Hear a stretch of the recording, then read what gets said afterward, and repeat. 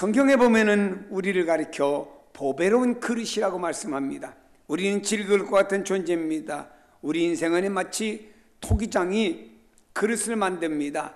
근데 토기장이 어떤 것은 크게, 어떤 건 적게, 다양한 사이즈와 다양한 것을 가지고 토기장이 그릇을 만듭니다. 우리는 하나님께로부터 하나님이 나를 만들었어요. 어떤 분은 이렇게 말합니다.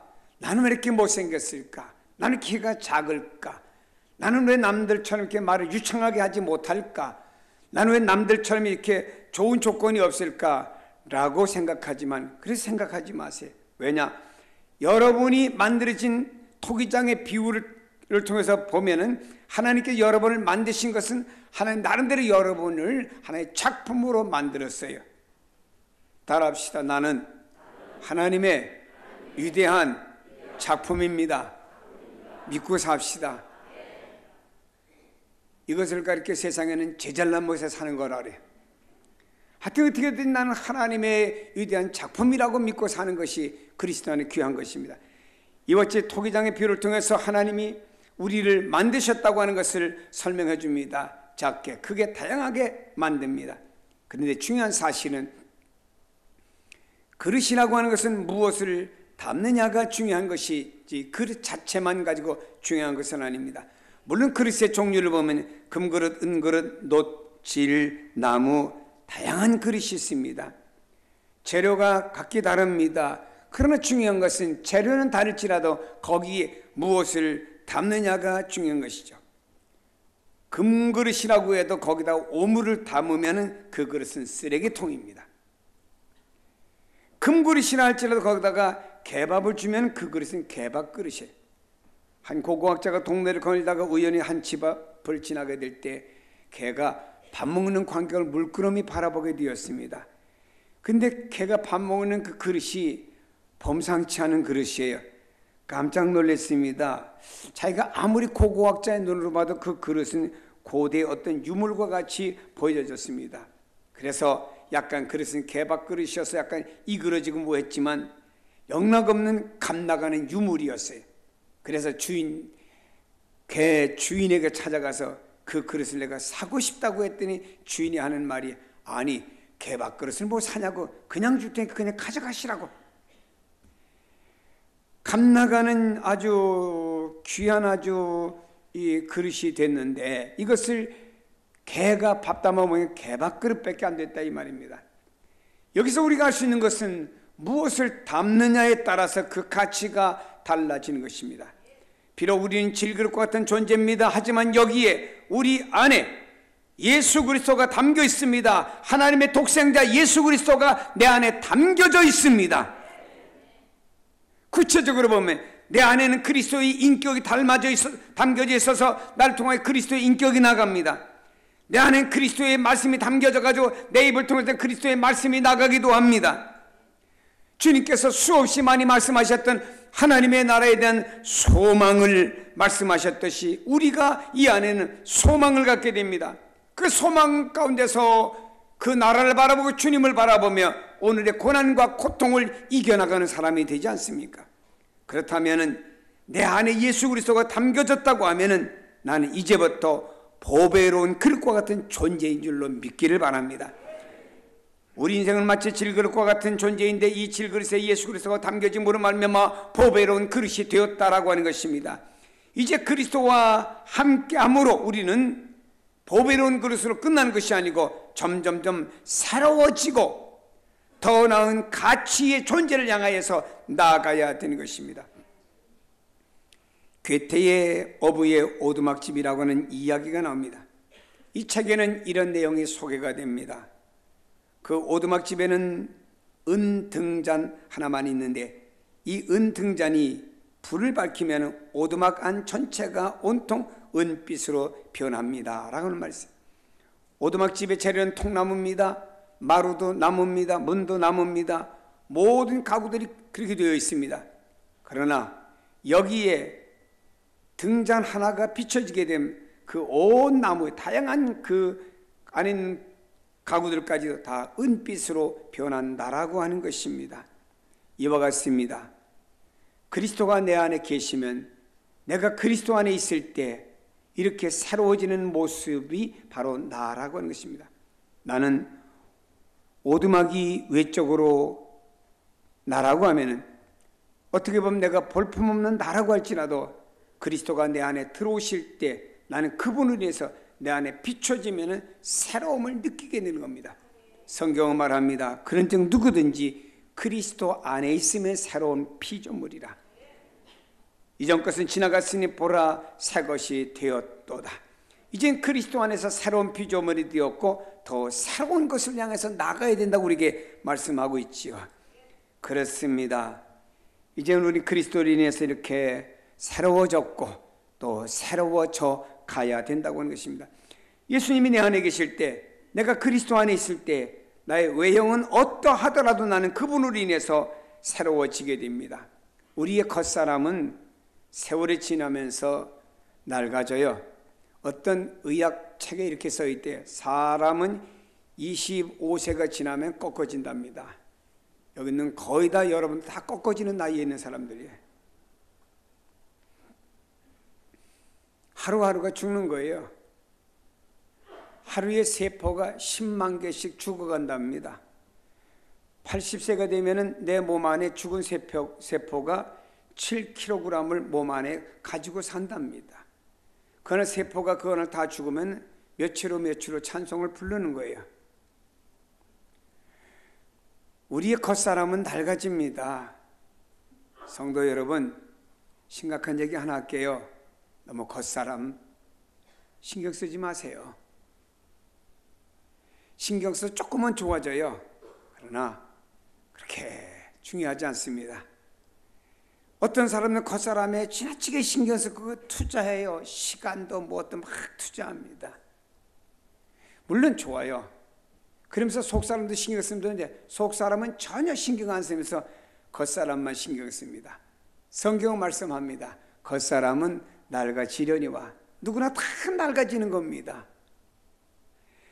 우리에게 있어서 중요한 것은 속사람이 새로워져야 되는 겁니다. 내 안에 있는 속사람이 새로워져야 되는 거예요. 어느덧 뉴맨이라고 하는 그리스도인이 있습니다. 그는 한번 이런 마음을 가지고 하나님 앞에 기도했습니다. 하나님, 제가 지금보다 더 믿음의 참을성을 가지고 살아가고 사랑에 충만한 사람이 되게 하옵소서라고 기도했습니다. 그때 성령께서 찾아오셔서 그에게 성경 한 구절을 주셨습니다. 에스겔 36장 26절에 또 새 영을 너희 속에 두고 새 마음을 너희에게 주되 너희 육신에서 굳은 마음을 제하고 부드러운 마음을 줄 것이며, 이 성경 구절을 읽고 이 성경 구절 속에서 마음에 깊숙이 뭔가를 이 사람은 새겼습니다. 그때 그 마음에서 막 성령 역사가 솟구쳐 오르는 듯한 느낌을 갖게 되었습니다. 그러면서 이 사람은 정신적인 변화가, 자신에 대한 변화가 일어났습니다. 그때 그 사람의 하나의 환상이 임했어요. 그의 마음에 마치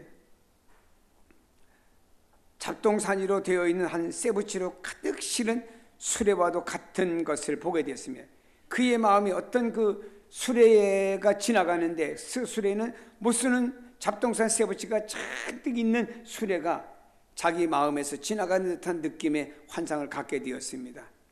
그것들은 더럽고 녹이 쓸어 있고 아무 쓸모없는 것들이었습니다. 근데 그가 그 잡동산이 좋은 기분으로 바라본 건 아니지, 이상한 기분으로 바라보고 있는데 그 쇠붙이 중에 하나가 점점점 빛을 발하더니 마침내 순금으로 하나가 변하기 시작했습니다.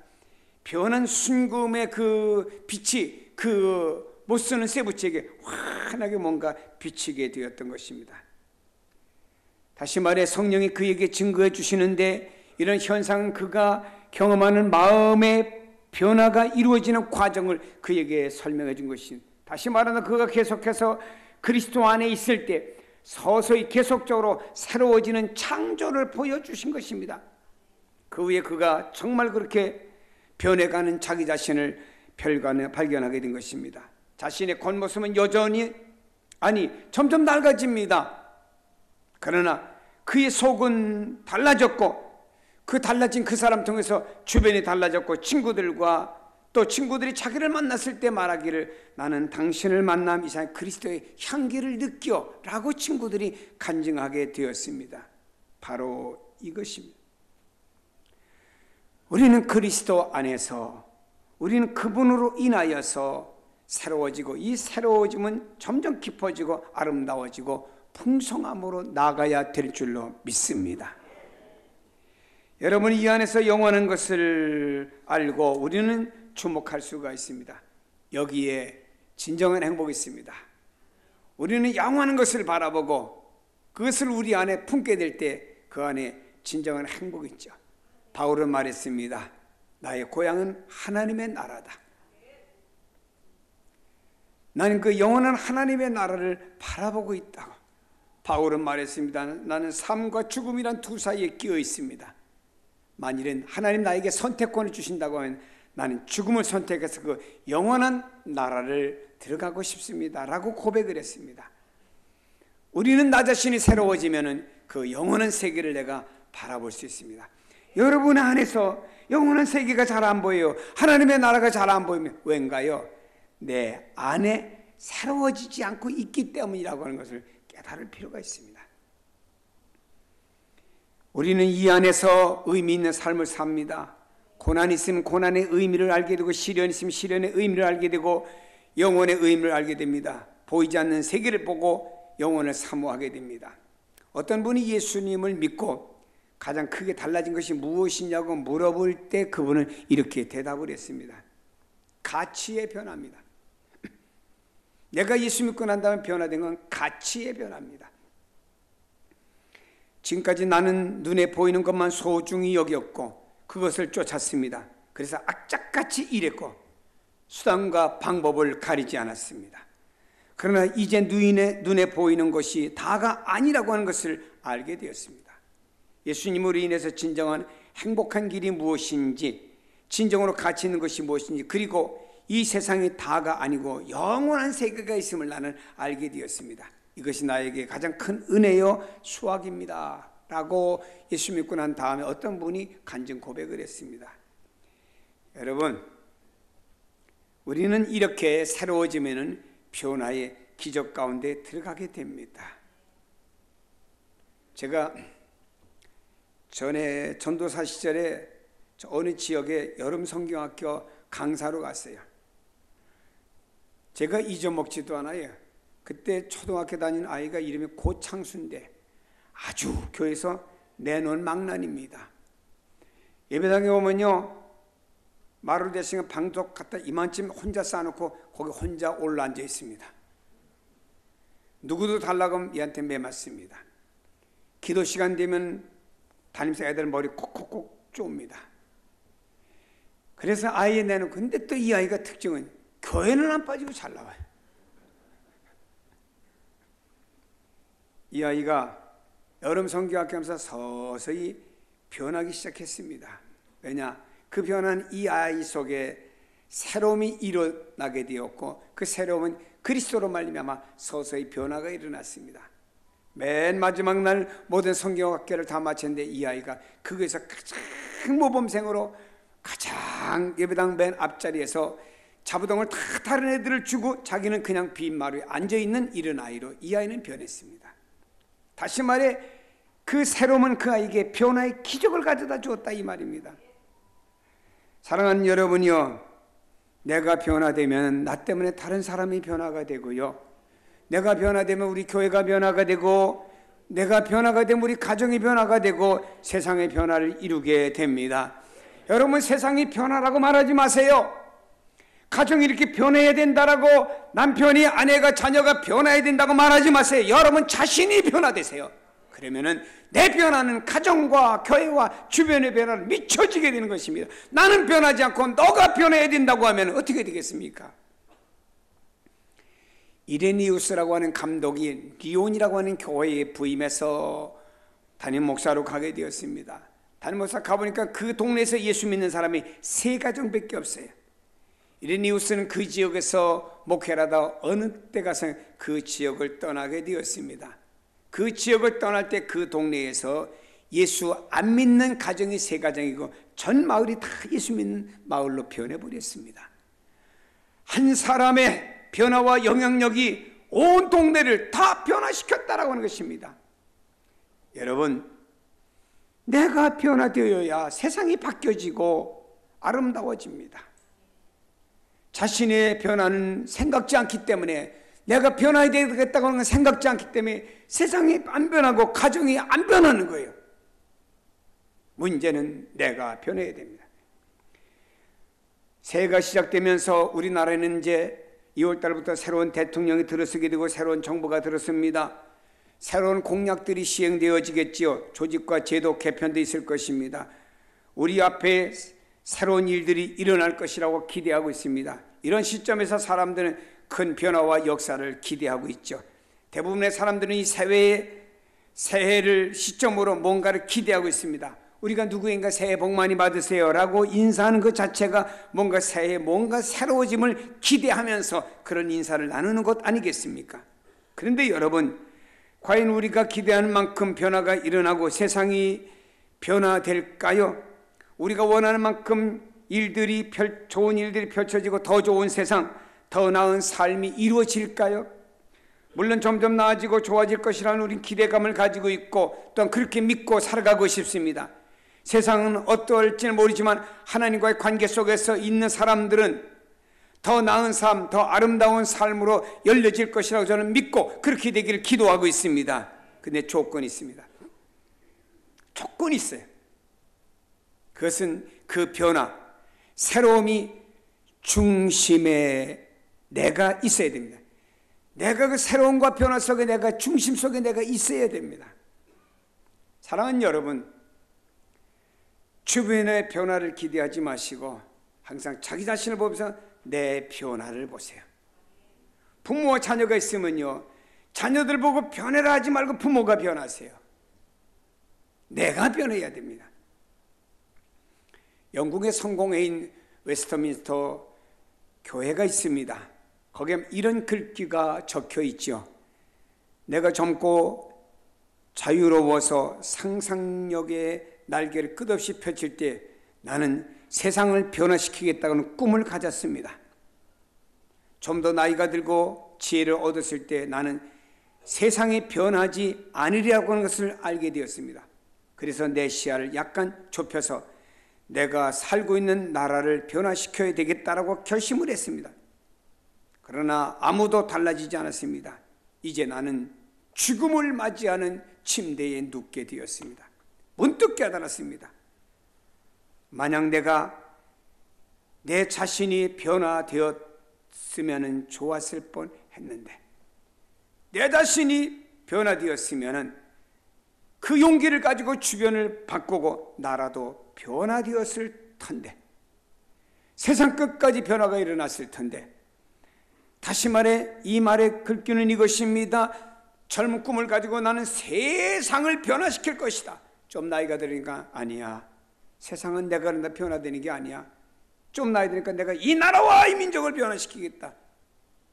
그러나 아무리 구호를 외쳐도 나라는 변하지 않았습니다. 이분이 임종을 맞이할 때 깨달은 건, 아하, 나라가 세상이 변화되는 것이 아니라 변화는 내가 변화가 되었으면 좋았을 것을, 그러한 용기를 가지고 나는 주변을 변화시킬 수가 있을 텐데 하면서 한 사람의 변화가 더 중요하다는 사실을 그 성공회에다 글귀로 써놓았습니다. 가장 큰 기적이 뭐라고 생각하지요? 가장 큰 기적은 나의 변화입니다. 여러분, 우리가 아무리 오래 예수 믿고 직분이 아무리 무엇이어도 그게 중요한 게 아니에요. 진정 중요한 건 내가 그리스도 안에서 변하는 게 중요한 겁니다. 되게 가정의 공동체의 문제가 왜 일어납니까? 네가 변화되어야 된다고, 당신이라고 할 때 문제가 일어나죠. 그러나 내가 변화되어야 된다고 생각할 때, 내가 변하면은 주변에 있는 사람에게 내 변화가 영향력을 주는 거예요. 거기에는 문제가 없습니다. 어머니가 좋은 음식을 차려놨습니다. 그 음식을 먹지 않고 내가 배부를 수가 있겠습니까? 맑고 더 높은 하늘이 있는데 내 눈을 가리고서야 내가 그 하늘을 볼 수가 있겠습니까? 중요한 변화는 나라고 하는 거예요. 내 눈이 열려지고 내가 변화되면 내가 배부를 수 있고, 내 눈이 열려지면 저 먼 곳까지 다 볼 수가 있는 것 아닙니까? 어떻게 변화됩니까? 그 중에 하나의 방법은 기도를 통해 변화가 됩니다. 기도할 때는 하나님의 강력한 역사와 은혜가 우리에게 임합니다. 순수한 마음과 간절한 마음으로 기도할 때, 그리고 그 기도를 하나님께서 사용하시고자 할 때, 곧 당신의 뜻을 위해서 행하시고자 할 때 하나님의 능력의 역사가 그 기도하는 사람을 통해 나타날 줄로 믿습니다. 우리 성경의 주님의 제자들을 봅니다. 예수님을 졸졸졸 따라다니면서 그렇게 도토리 키재기식으로 내가 높으냐 내가 높으냐, 내가 높아져야 된다, 너는 아니다, 이러고 늘 이렇게 예수님 따라다니면서 이 제자들이 이런 불안내지 이런 걸 가지고 말이 많았습니다. 주님이 부활 승천하신 다음에 제자들은 마가의 다락방이라는 곳에 들어가서 전혀 오로지 기도하는 일에 힘썼지요. 그리고 사도행전 이후에 보면은 그 기도하던 주님의 제자들은 기도하다 자기 자신들이 변화가 되었는지는 모르지만 사도행전 이후에 보면은 네가 크냐 내가 크냐 다툼이 없었습니다. 아니, 예수님 부활승천에 올라가셨음에도 불구하고 그들은 다투는 일이 전혀 성경에 나타나지 않습니다. 뭔가요? 기도하면서 제자들은 자기 자신이 변한 겁니다. 자기 자신이 변한 겁니다. 여러분, 가장 큰 기적은 나의 변화입니다. 이 큰 기적을 체험하시길 바랍니다. 아멘. 우리는 이것을 인식하지 못하죠. 한 사람의 변화가 얼마나 어렵고 힘든 일인지, 그리고 그것이 얼마나 놀랍고 큰 일인지, 내가 하나님의 사람으로서 변화되는 것만큼 큰 기적이 없다는 사실을 우리는 알아야 되는데, 이 변화가 참 힘들어요. 옛날에 어떤 분이 화투를 너무 좋아하다가 논도 밭도 집도 다 날아가고 하루아침에 그저 걸뱅이가 됐습니다. 그래서 식구들은 자기를 쳐다보고 있는데 먹을 걸 주지 못하니까 결심을 하고 내가 다시는 화투를 하지 않겠다고 하면서, 옛날에는 그 소나 짐승들 중에서 여물을 쏘을 때 쏘는 작두라고 하는 게 있지 않습니까? 그 작두에다 자기 다시는 화투하지 않겠다고 손가락을 싹둑 잘라버렸습니다. 손가락 4개가 없어져 버렸어요. 나는 화투를 하지 않겠다. 그 어느 날 겨울에 마실을 갔어요. 그 마실 갔더니 거기 이렇게 화투하는 그 광경이 벌어졌습니다. 끼웃끼웃 하더니 또 들어가서 손가락이 없으니까는 손 여기다가 또 이렇게 끼워가지고 또 하더랍니다. 사람의 변화라고 하는 게 단회적으로 쉽게 변화되는 게 아닙니다. 그는 뭐 성질머리 하루아침에 변합니까? 오늘의 내가 100%였으면은 매일매일 변하다 보면은 이게 10%, 이것이 또 20%, 30%에서 변화되면 어느 날 시점 가면 100%가 한 10%쯤 남고는 또 90%가 변화된 역사가 있잖아요. 그래서 날마다 변해라. 변하는 기준은 내가 아니고 그리스도 안에서라고 말씀하고 있습니다. 날마다 새로워지시길 바랍니다. 그때는 우리 안에는 천국이 이루어지고요, 우리는 더 높은 곳을 바라볼 수 있는 시야가 열려지게 될 줄로 믿습니다. 우리는 그리스도 안에서 창조적인 변화가 일어나야 됩니다. 그 변화는 날마다 좀 더 저 높은 곳을 향하여 변화 역사가 일어나야 될 줄로 믿습니다. 그럴 때 우리는 영원한 것, 보이지 않는 것, 더 중요한 것을 깨닫게 될 것이고 달라지게 되는 것이, 우리의 가치관과 인생이 달라지면서 더 높은 것을 바라보는 우리의 시야로 바뀌어지게 되는 거예요. 로마에 가면 카타콤베라고 하는 지하 공동묘지가 있죠. 예수 믿는 사람들이 도망가가지고 거기서 살면서 거기 살다 거기서 죽었습니다. 죽으면은요, 지하 공동묘지에다가 이렇게 벽을 따가지고 거기다 사람 시체를 묻고 거기다가 돌 하나를 딱 막으면은 장례가 끝난 겁니다. 어떤 돌에는 이렇게 쓰여졌습니다. 주님, 이곳을 지나실 때, 주님 재림하실 때 내 이름을 꼭 기억해 주세요. 이 사람이 이 땅에 살다가 죽을 때 무엇을 바라보았습니까? 그는 더 높은 것, 저 하나님의 나라를 바라보며 숨을 거둔 사람. 우리가 새로워질 땐 더 높은 것, 더 영원한 것을 바라봅니다.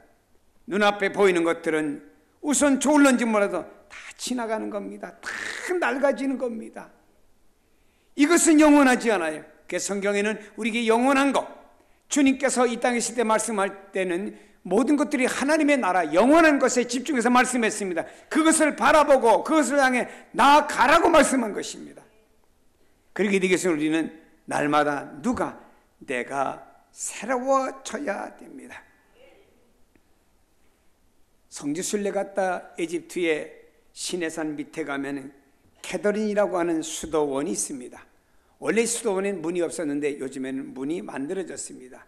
문이 없고 그 벽에서 밧줄에다가 광줄이 달아가지고 그걸 이용해서 사람이 이렇게 올라도 가고 모든 물건을 오르내리기도 했습니다.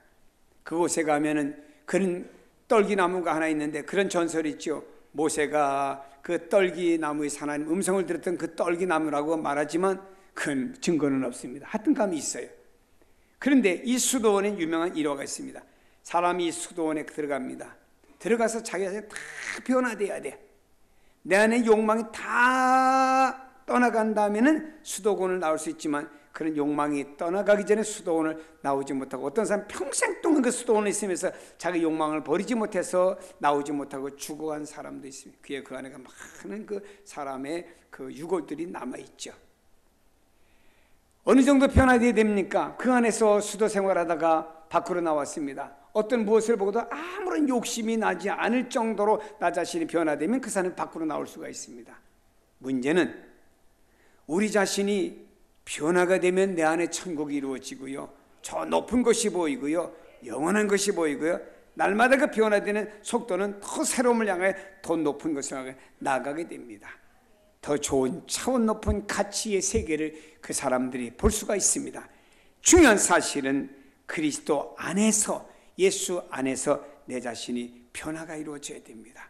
그리고 더 높은 것을 향해서 나가고 볼 수 있는 여러분의 영적인 시야가 되기를 예수님의 이름으로 축복합니다. 기도하십니다.